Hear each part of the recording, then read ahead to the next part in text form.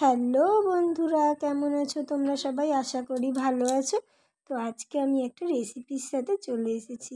তো দেখো তো আমি কি বানাচ্ছি। আজকে আমি বানাবো সর্ষে পোস্ত দিয়ে ইলিশ মাছ। ইলিশ মাছ আমার খুবই প্রিয়। তোমাদের কার কার আমার মতো ইলিশ মাছ খেতে ভালো লাগে অবশ্যই জানাবে। ইলিশ মাছের যে কোনো রেসিপি বলো আর ভাজা বলো, সবই আমার খুব ভালো লাগে। তো প্রথমেই আমি সর্ষে পোস্ত কাঁচা লঙ্কা বেটে নিয়েছি মিক্সিতে। তারপরে মাছগুলোকে ভালো করে ভেজে নিলাম। তো অনেকে ইলিশ মাছ একটু অল্প ভাজা খায়, কিন্তু আমি মোটামুটি একটু ভাজি, আমার ভালোই লাগে। তো দেখো আমি এখানে ইলিশ মাছগুলো ভেজে নিয়েছি। তো আমি বানাবো আজকে বেগুন সর্ষে পোস্ত দিয়ে ইলিশ মাছ। তো প্রথমেই ইলিশ মাছ ভাজার তেলটাকে আমি তুলে নিয়েছি।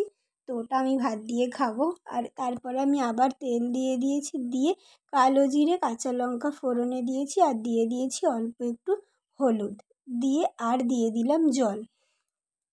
যেহেতু সর্ষে দেবো, আমি ডাইরেক্ট সর্ষে তেলের উপরে দিয়ে নাড়ি না, তোমার একটু তিতো তিতো লাগে। তো ওই জন্য আমি জল দিয়ে এই সর্ষেটা দিয়ে একটু নেড়ে আবারও পরিমাণ মতো জল আর নুন দিয়ে দিলাম।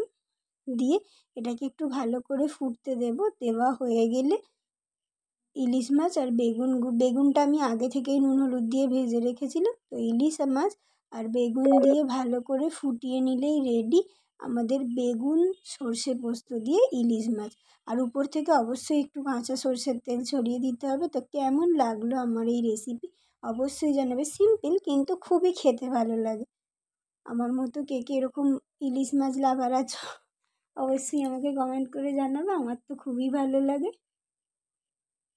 তো দেখো আমার এখানে সর্ষে পোস্ত দিয়ে বেগুন দিয়ে ইলিশ মাছ রেডি। তোমাদের কেমন লাগলো অবশ্যই কমেন্ট করে জানিও।